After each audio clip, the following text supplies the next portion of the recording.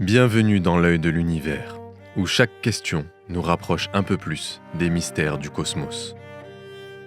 Aujourd'hui, allons explorer les incroyables boucliers naturels qui protègent notre planète. La Terre, ce joyau du système solaire, bénéficie d'un ensemble de mécanismes fascinants qui la défendent contre des menaces extérieures. De l'atmosphère au champ magnétique, en passant par la ceinture de Van Allen et même l'influence de corps célestes comme la Lune et Jupiter, chaque élément joue un rôle indispensable pour préserver la vie. Imaginez un instant un monde sans ces protections. La Terre pourrait ressembler à Mars, froide, déserte et inhospitalière. Comment ces phénomènes fonctionnent-ils ? Quels dangers nous menacent-ils encore aujourd'hui ? Et que réserve l'avenir ? Préparez-vous pour un voyage captivant au cœur de nos défenses naturelles.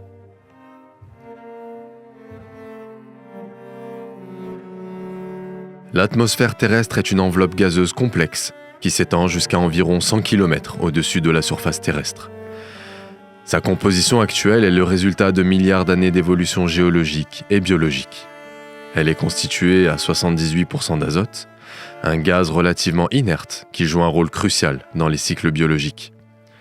On y retrouve aussi 21% d'oxygène, produit en grande partie par la photosynthèse des plantes et des algues. Cet oxygène est vital pour la respiration de la plupart des êtres vivants. On y retrouve également d'autres gaz, comme le dioxyde de carbone, d'argon et d'autres gaz comme le néon, l'hélium, le méthane ou l'ozone. La composition de l'atmosphère n'a pas toujours été ainsi. Il y a 4 milliards d'années, la Terre avait une atmosphère primitive dominée par le dioxyde de carbone, le méthane et l'ammoniac, semblable à celle de Vénus aujourd'hui. Ce n'est qu'avec l'apparition des cyanobactéries, il y a environ 2,5 milliards d'années, que l'oxygène a commencé à s'accumuler dans l'atmosphère, marquant le début de la grande oxydation. L'atmosphère se divise en plusieurs couches, chacune ayant des propriétés uniques et remplissant des fonctions spécifiques pour protéger la Terre et soutenir la vie. La troposphère est la couche la plus proche de la surface terrestre et celle où se produisent tous les phénomènes météorologiques. Elle contient 75% de la masse totale de l'atmosphère et presque toute la vapeur d'eau. Les nuages, les tempêtes, les vents et les précipitations qui influencent notre climat se produisent ici. Les températures diminuent en moyenne de 6,5 degrés tous les 1000 mètres dans cette couche. La stratosphère, entre 12 et 50 km, est une couche surtout connue pour abriter la couche d'ozone, qui absorbe une grande partie des rayons ultraviolets nocifs du Soleil. La température augmente avec l'altitude dans la stratosphère, en raison de l'absorption des UV par l'ozone. C'est également dans cette couche que volent la plupart des avions de ligne, car elle offre des conditions relativement stables. Il y a ensuite la mésosphère, entre 50 et 85 km. Dans cette couche, la température chute à nouveau, atteignant des valeurs aussi basses que moins 90 degrés. C'est dans la mésosphère que les météorites brûlent en entrant dans l'atmosphère, créant les étoiles filantes.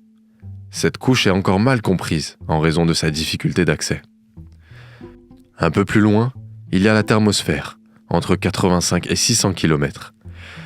Dans cette couche, la température peut dépasser 2000 degrés, en raison de l'absorption des rayons X et des ultraviolets par les molécules d'oxygène et d'azote. Cependant, cette chaleur est peu ressentie car la densité des particules est extrêmement faible.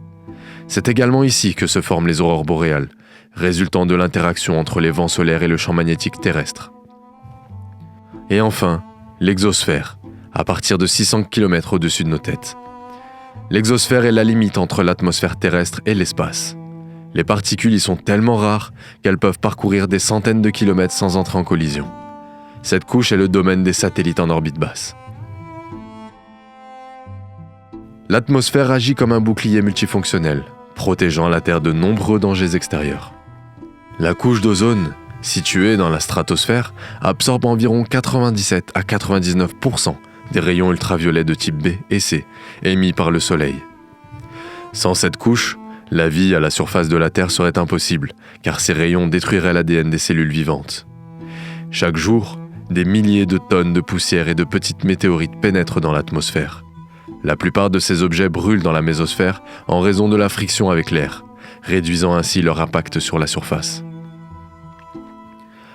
L'atmosphère piège une partie de la chaleur émise par le Soleil, maintenant une température moyenne de 15 degrés. Sans cet effet de serre naturel, la Terre aurait une température moyenne de moins 18 degrés, rendant la vie beaucoup plus difficile. Le climat et les conditions météorologiques que nous connaissons sont le résultat d'interactions complexes entre les différentes couches de l'atmosphère, les océans et le rayonnement solaire. Les vents, provoqués par les différences de pression et de température, redistribuent la chaleur à travers la planète. Par exemple, les vents alizés transportent l'air chaud des régions équatoriales vers les latitudes supérieures, influençant les climats régionaux. L'atmosphère joue un rôle central dans le cycle de l'eau.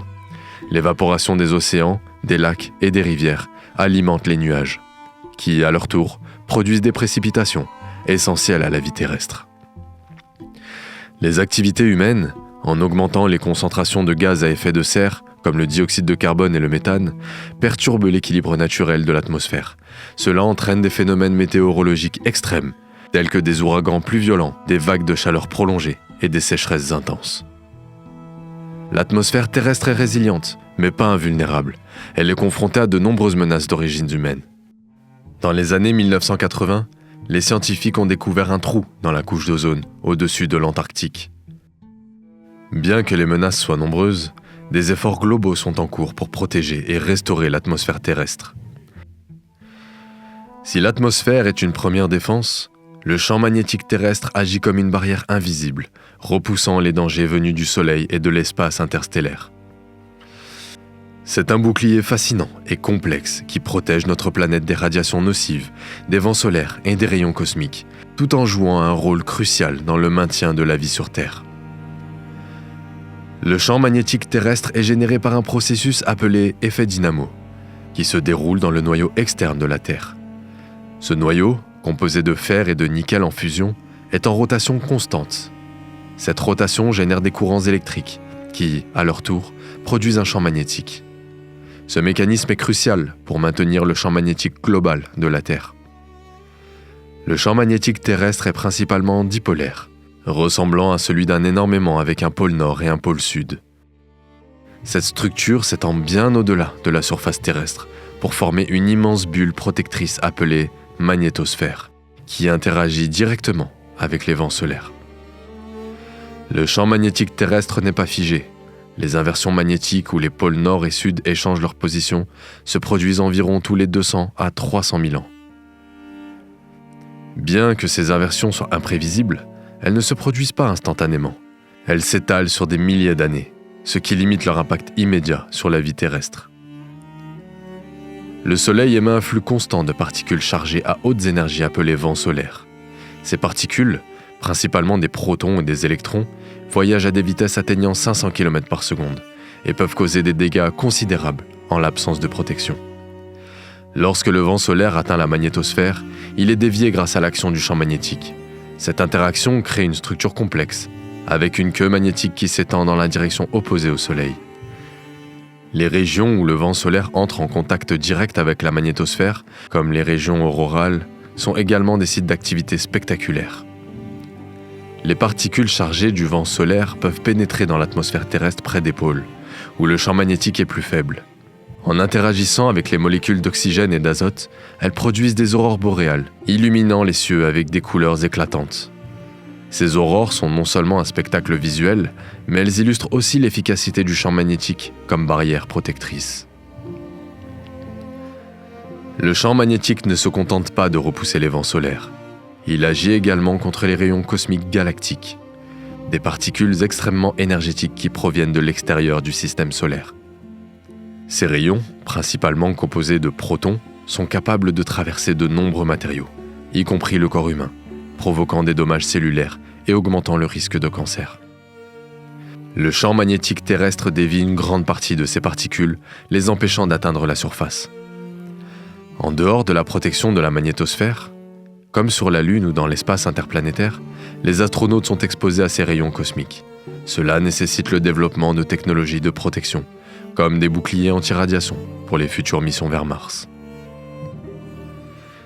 Bien que le champ magnétique soit robuste, il présente certaines anomalies et vulnérabilités. Cette région, où le champ magnétique est plus faible, s'étend au-dessus de l'Atlantique Sud et de l'Amérique du Sud. Elle permet à une plus grande quantité de radiation de pénétrer, affectant les satellites qui traversent cette zone. Pour les futures missions vers Mars, où il n'existe pas de champ magnétique naturel, les scientifiques travaillent sur des solutions innovantes, comme la création de champs magnétiques artificiels pour protéger les équipages des radiations. Ce champ magnétique terrestre est bien plus qu'une simple curiosité scientifique. Il est un élément vital de notre environnement, nous protégeant des dangers de l'espace tout en permettant à la vie de prospérer. La ceinture de Van Allen est un exemple fascinant de la manière dont la nature protège notre planète des dangers cosmiques.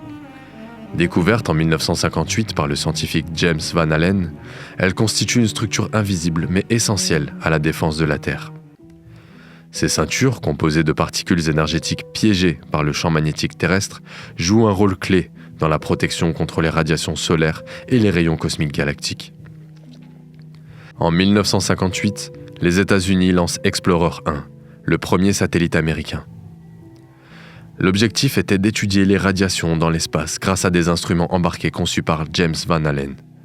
Les données collectées révélèrent l'existence de 2 zones concentriques entourant la Terre, contenant une forte densité de particules chargées. Cette découverte marque une étape majeure dans notre compréhension des interactions entre la Terre et son environnement spatial. La découverte de cette ceinture survient dans le contexte de la course à l'espace entre les États-Unis et l'Union soviétique. Elle renforça l'intérêt pour l'étude des radiations spatiales, à la fois pour des raisons scientifiques, mais aussi stratégiques. La ceinture de Van Allen est composée de particules énergétiques, principalement des protons et des électrons, capturés par le champ magnétique terrestre. Ces particules proviennent du vent solaire et des rayons cosmiques. Située entre 1000 et 12 000 km d'altitude, cette ceinture contient des protons à très hautes énergies. Elle est relativement stable et constitue une barrière permanente contre les particules chargées provenant de l'espace. La ceinture externe, qui s'étend entre 13 000 et 60 000 km, est la zone la plus dynamique. Les électrons qui y sont piégés réagissent aux variations de l'activité solaire, modifiant la taille et l'intensité de cette ceinture en fonction des conditions dans l'espace. En 2013, les sondes Van Allen Probes de la NASA ont révélé l'existence temporaire d'une 3e ceinture, créée par des éruptions solaires intenses. Cela montre que ces structures ne sont pas figées et qu'elles réagissent aux fluctuations du climat spatial.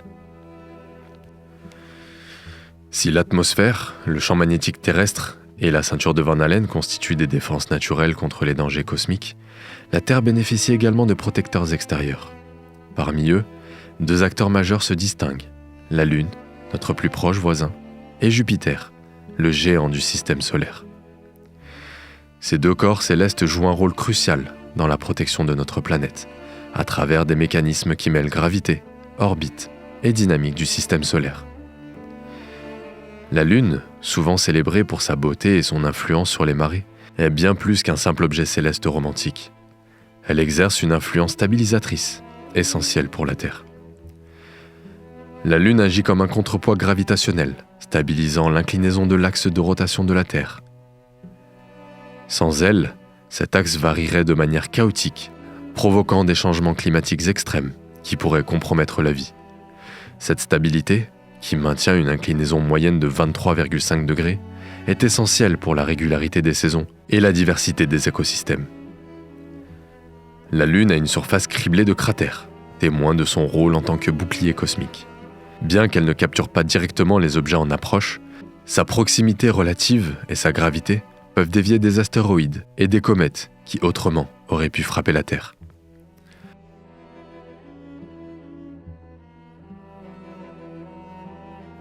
À une échelle bien plus grande, Jupiter est souvent qualifié de « gardien du système solaire ». Ce géant gazeux exerce une influence gravitationnelle colossale qui protège non seulement la Terre, mais également les autres planètes intérieures. Avec sa masse 318 fois supérieure à celle de la Terre, Jupiter dévie ou capture de nombreux objets errants qui pénètrent dans le système solaire intérieur. La gravité de Jupiter attire les astéroïdes et comètes, les empêchant d'atteindre la Terre.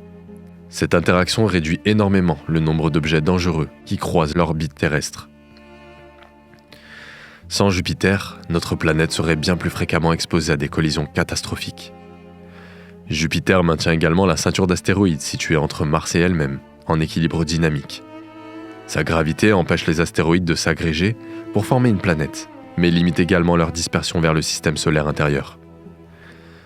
Au-delà de la Lune et Jupiter, d'autres corps célestes et phénomènes jouent un rôle indirect dans la protection de la Terre. Bien que moins influent que Jupiter, Saturne agit comme une seconde ligne de défense.